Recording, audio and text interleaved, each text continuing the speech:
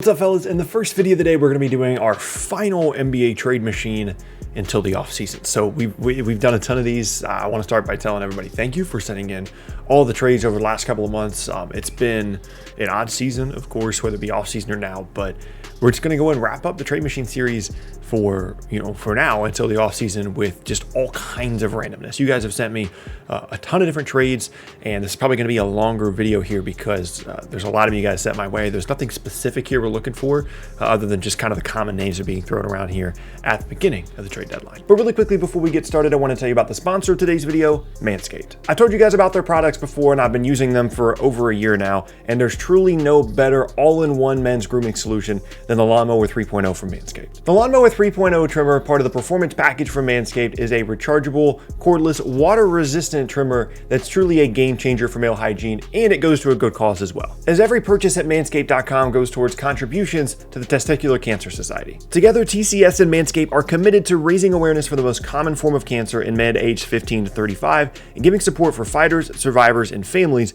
impacted by testicular cancer. So if you're looking for a men's grooming solution and you want to support a good cause, you can go to manscaped.com and type in my code SPORTING20 at checkout for 20% off, as well as free international shipping. Again, that's code SPORTING20 at manscaped.com. And thank you again to Manscaped for sponsoring this video. Okay, with those things said, let's take a look at some of the trades. The first one is by far the craziest one of the video, and it's sent to me by Felix. And in this trade, the Magic received Malik Beasley, Jake Layman, and Calvin Gelly. Kind of toss him to the side because he's not on the Clippers roster anymore, but it's fine. The Timberwolves receive Patrick Beverley, Aaron Gordon, and a second-round pick. The Heat get Victor Oladipo. The Rockets get Iggy, Patrick Patterson, Mo Bamba, Duncan Robinson, a protected first from Miami, and a second from LA. And the Clippers get Rubio. So the Magic are giving up Gordon, a second-round pick, and Mo Bamba, and they're getting Malik Beasley and Jake Layman. Aaron Gordon is a guy that's probably going to end up being traded. They get decent value here. Malik Beasley certainly provides them a scoring presence that they need. Fits pretty cleanly into that roster. And then you look at Fultz, Beasley, and Isaac is kind of the core of the team. And then depending on what they do with Vucevic, I kind of like that addition because I think Gordon's someone that has value elsewhere, whereas Beasley is someone that I think can really help Orlando. Minnesota is getting Beverly, Gordon, a second exchange for Rubio and Beasley. Again, if you'd rather have Gordon on that roster than Beasley, which I think you can make the argument for because they've got plenty of perimeter guys, Edwards, D'Lo, things like that, and you'd rather get a four that kind of fits well alongside Karl-Anthony Towns, which I think you can make the argument that Aaron Gordon does, then that makes a decent amount of sense. And then you basically end up flipping Rubio for Beverly, which ultimately doesn't matter too much, but it's just kind of part of the deal here. The Heat get Oladipo, which I question a little bit here, because I think they feel pretty confident that if they want him, they can get him in the offseason free agency, but it makes sense because they are giving up Duncan Robinson and Andre Iguodala, who's a semi-important player to them, and Robinson, who's a restricted free agent anyway. So they kind of have to figure out, if they want to re-sign him anyway, and if they did, what would that do to their cap space, and that kind of involves the Oladipo plan as well. So it's not a huge deal to give him up here. The pick is where I have an issue because Miami has had, already has some issues with some of their future draft capital. So giving up a pick here in order to get Oladipo, who's a guy they feel pretty confident they can get in the offseason anyway and are reluctant to trade for in this moment.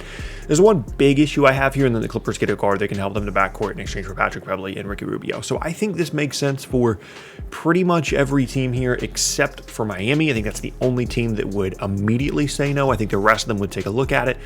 And I think it's interesting. It's complicated. I love it. Thank you for sending it in, Felix. I really appreciate it. Next up, Dylan has a trade in which the Knicks acquire Lonzo, interesting, and JJ Redick in exchange for Austin Rivers, Elfrid Payton, Kevin Knox, and a 2023 Dallas first-round pick unprotected. So if you're New Orleans, you're looking at this and you're thinking, Redick has some value, Ball has some value, but we don't really want to retain Lonzo Ball in any kind of significant contract numbers. So let's go ahead and get a first-round pick out of it, see what we can do with Kevin Knox moving forward.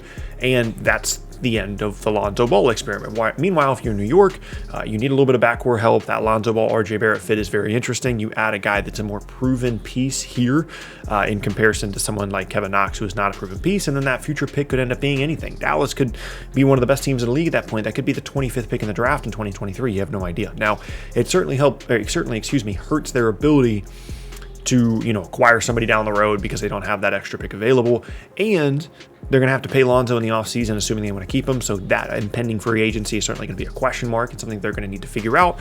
But assuming they're willing to pay Lonzo and it doesn't hugely impact their long-term free agency plans, it's interesting. The problem I have here is that free agency aspect. There's scenarios down the road in 2022 where New York has 2 full max cap space slots. Signing Lonzo to an extension worth, $15 million a year or so, which I think is pretty likely here, given he's restricted, would make it to where they're pretty much just going to have 1 max slot, which isn't the end of the world. Lonzo, Mitchell Robinson, RJ Barrett, Julius Randle and a max guy is certainly not a bad team, but something to consider there. And one of the things that I think could potentially cause the Knicks to hesitate here, in addition to giving up the pick. If I'm New Orleans, I look pretty hard at this, depending on how much I value this future pick, if I really don't want to end up paying Lonzo. And that's really the big factor here, is which team is okay with paying Lonzo. If New Orleans is okay with it, they'll keep him. If the Knicks are okay with it, then they might make this trade for him. Again, Dylan, thank you for sending it in. Next up now, we have Rockets Page is the username, and then it's @NetsForLife. Interesting. Anyway, in trade, the Rockets received Gary Harris and RJ Hampton in exchange for Victor Oladipo. The Nuggets are an interesting Oladipo team to me because the Gary Harris contract is sitting right there, and it's very easy to find Nuggets trades. You can have RJ Hampton here, you can have Bobo here, you can have picks here, whatever you want. It's pretty easy for the Nuggets from a salary standpoint to trade for Victor Oladipo, and in theory, upgrade that 2-guard spot, and then re-sign Oladipo in the offseason. The payroll would obviously be gigantic. Goodness gracious, Tuck. But then you have Oladipo, you have Jamal Murray, you have Nikola Jokic, and as long as Oladipo is a pretty good defensive player, compared to how he's been in the past, that's a significant upgrade if you're getting what Victor Oladipo was in the past. Now, that caveat comes in every single Victor Oladipo trade, and the likelihood that actually happens, I'm not sure is all that high. And you're giving up Harris, who is at least a rotation guy for you, decent player, can defend, and RJ Hampton, who could be something down the road in exchange for a guy that might want to go somewhere else. It's hard for me to imagine Oladipo not ending up somewhere like Miami in the offseason, unless the Nuggets go on like a conference finals run and he experiences a ton of success, because of course in Houston right now, they are not having a ton of success, and that's, prohibitive to him re-signing there. So it's interesting. I think whether it's this structure or otherwise, the Nuggets certainly can make the Oladipo trade. It's just up to them whether or not they want to. But again, I appreciate you sending in the trade.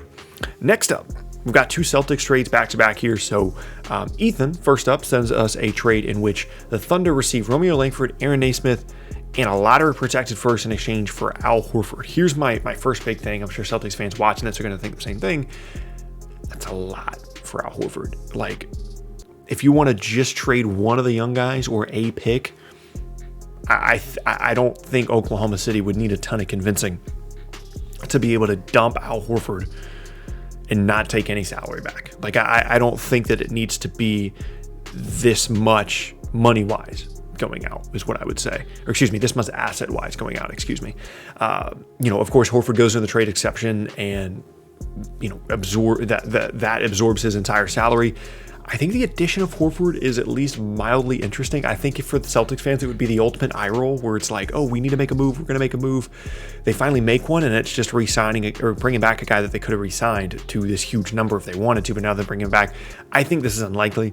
I think it's interesting, but more so I wanted to make the point that if I'm Oklahoma City and Boston calls me tomorrow and they said, hey, you can have Romeo Langford for Al Horford straight up right now, nothing else attached, I would say yes, strictly to dump that Al Horford contract, because that is huge to be able to turn that 27.5 into 3.5, and a player in Langford that I think could be something. I would take that right now, but I appreciate you sending it in. Next up now, our other Celtics trade here. This one from, we'll just call him SCD. He's got a lot of names going on.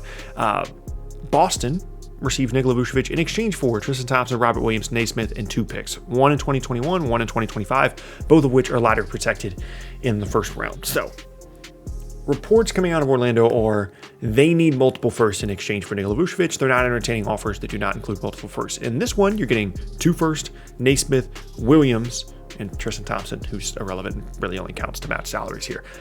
We've kind of already talked about the Vucevic fit in Boston before, but I'll reiterate some of those points very quickly. Gives them an offensive boost, certainly. Someone else that can do some things offensively and provides a very clear lineup for beginning and end of games. Kemba, Smart, Brown, Tatum, and Vucevic should, in theory, be a really good offensive lineup, and the wings and Smart should be able to kind of figure out enough defensively to be good on that end, although they've been really bad defensively lately. Orlando just gets assets here. Like, if they paired this trade, with the Aaron Gordon trade from earlier, then they're ending up with like Malik Beasley, Robert Williams, Naismith, and 2 firsts in exchange for Aaron Gordon and Nikola Vucevic, which I don't think is a bad thing for them because, they're bringing in guys that fit better with the Fultz Isaac timeline, which is clearly what they're more going towards here. I think the Magic would heavily consider this offer. I don't think they want to trade Vucevic, but I think if Boston came to them with this offer, I think they would consider it. If I'm Boston, it feels like a lot, but at the same time, like, this is the team that has not made moves in the past and it's come back to bite them. And I think this would be one of those moves that would certainly kind of catapult them up towards the top of the Eastern Conference once again. So an interesting one to take a look at. And I thank you again for sending it in. We have how many more left here? 2 more. Philly is getting JJ Redick, Larry Nance, Lonzo Ball. The Cavs are getting Mike Scott, Terrence Ferguson, 2 seconds and a first. The Pelicans are getting Danny Green, Tony Bradley, Shake Milton, and a lottery protected first. So the Sixers get shooting in Redick, a nice 5 in Larry Nance, and a combo guard in Lonzo Ball, all of which are really good additions for this team, a team that's already one of, if not the best team in the Eastern Conference, assuming everybody's healthy.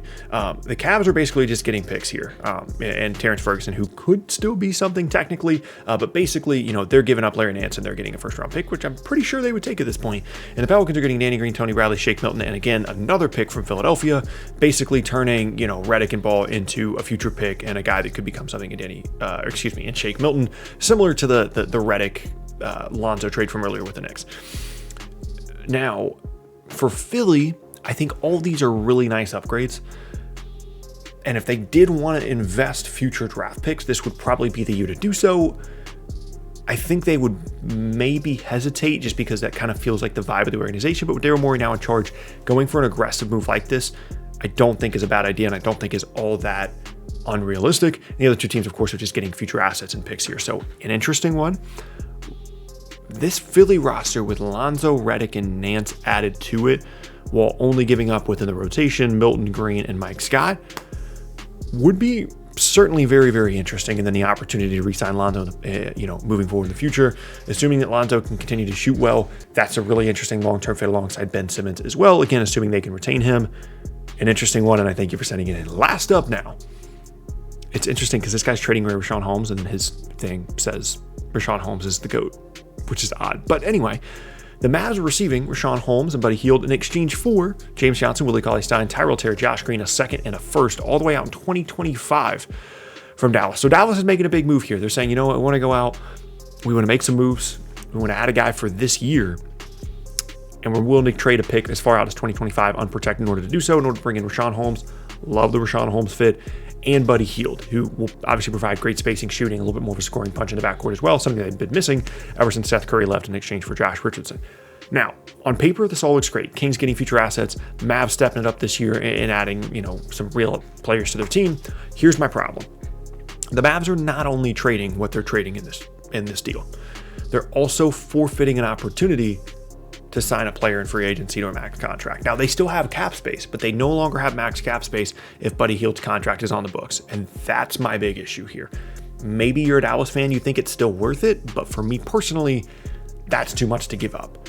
Young players and a pick and the opportunity to sign a player in free agency to a max contract. Buddy Hield's a nice player. Richaun Holmes is a nice player. For me personally, if I'm Dallas, I'm saying no. If I'm the Kings, I'd take a look at this, and having an unprotected pick all the way out in 2025 is a valuable asset from any team, really.